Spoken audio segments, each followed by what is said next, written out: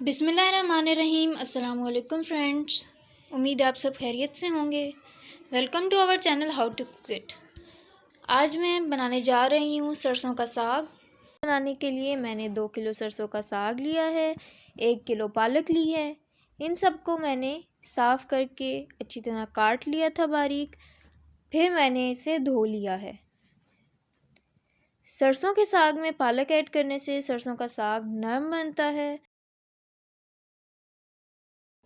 अब हम इसे बॉईल करेंगे और तकरीबन 6 से 7 घंटे ये लो फ्लेम पे बॉईल होगा।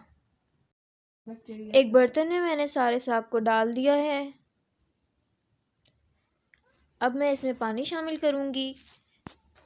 3 किलो साग में मैं 2 लीटर पानी शामिल कर रही हूँ। अब ये 6 से 7 घंटे के लिए कुक होगा। पहले हम इसकी फ्लेम हाई रखेंगे। जब एक बॉईल आ जाएगा तो इसकी फ्लेम को लो कर देंगे। 2-2 घंटे के बाद मैं साग को चेक करती रहूँगी कि साग नीचे न लगे।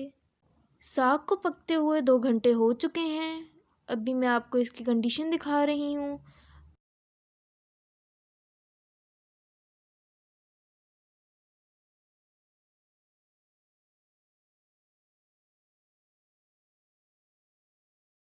इस टाइम पे हम साग के अंदर 1 टेबलस्पून नमक ऐड करेंगे। नमक शामिल करने के बाद मैं इसे अच्छी तरह मिक्स कर दूँगी। साग इसी तरह लो फ्लेम पे पकता रहेगा। साग को हम तब तक पकाएंगे तब तक इसका पानी सारा खुश्क नहीं हो जाता। साग को कवर कर देते हैं। तकरीबन 4 से 5 घंटे हो चुके हैं हमारे साग को पकते हुए। अब मैं इसे घोटने की मदद से अच्छी तरह घोट लूँगी। इस घोटने की मदद से हम साग को अच्छी तरह घोटेंगे और इसको बिल्कुल नरम कर देंगे। हम साग को इसी घोटने की मदद से नरम करेंगे। हम जूसर या ब्लेंडर में डाल के इसे नहीं ब्लेंड करेंगे। वैसा करने से साग का वो जायका नहीं आता, वो टेस्ट नहीं आता जो सरसों के साग का होना चाहिए। हम इसे हाथ की मदद से ही करेंगे। हम तब तक साग को घोटेंगे जब तक इसका पानी खुश्क नहीं हो जाता और साग बिल्कुल नरम नहीं हो जाता।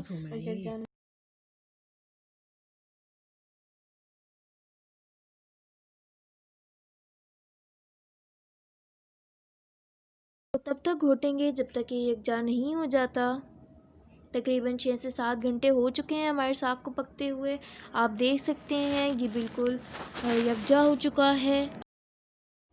इस स्टेज में अगर साग का पानी खुश्क नहीं हुआ तो हम इसमें थोड़ा सा गंदम का आटा या फिर मकई का आटा ऐड करके इसका पानी खुश्क कर सकते हैं, लेकिन मैं इसमें आटा शामिल नहीं करूँगी। बिस्मिल्लाहिर्रहमानिर्रहीम। साग को तड़का लगाने के लिए मैं इसमें ऑयल शामिल कर रही हूँ। आप इसकी जगह बनास्पति घी, देसी घी या मक्खन का भी तड़का लगा सकते हैं। इसके अंदर अब मैं ज़ीरा और अदरक लहसुन का पेस्ट शामिल करने लगी हूँ। हम इसे तब तक फ्राई करेंगे जब तक अदरक लहसुन का कच्चापन ख़त्म नहीं हो जाता। अब इसे अच्छी तरह फ्राई कर लेते हैं। लहसुन का कच्चापन ख़त्म हो चुका है। अब मैं इसमें हरी मिर्च ऐड करने लगी हूँ। हरी मिर्च को मैंने नमक डाल के पीस लिया था। अब इसमें मसाले ऐड कर लेते हैं। 1 टेबलस्पून धनिया पाउडर, हाफ़ टेबल स्पून हल्दी पाउडर, हाफ़ टेबल स्पून कुटी हुई मिर्च।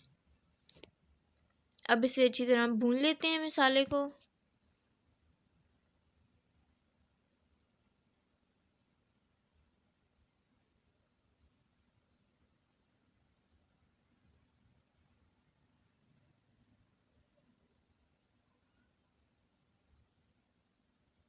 अब मैं इसमें साग ऐड करने लगी हूँ।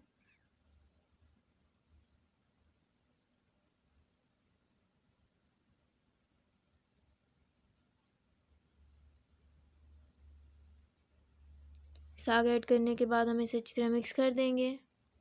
मैं थोड़े से साग को तड़का लगा रही हूँ, बाकी साग फ्रीज़ कर सकते हैं। अगर आप साग को फ्रीज़ करना चाहते हैं तो फिर इसमें गंदम का आटा या मकई का आटा ना डालिएगा, वो स्किप कर दीजिएगा। अब हमारा साग तैयार है। अब हम इसे डिश आउट कर लेते हैं। बहुत ही मज़ेदार सरसों का साग तैयार है। आप इस साग को ज़रूर ट्राई करें और हमें कमेंट सेक्शन में बताएं कि आपका एक्सपीरियंस कैसा रहा। अगर आपको हमारी ये वीडियो अच्छी लगी हो तो आप इस वीडियो को लाइक कर दें, हमारे यूट्यूब चैनल को सब्सक्राइब कर दें और बेल नोटिफिकेशन को ज़रूर ऑन कर दें ताकि आपके पास हमारे आने वाली हर वीडियो की अपडेट पहुंच सके। हमें दुआ में याद रखिएगा। अल्लाह हाफिज़।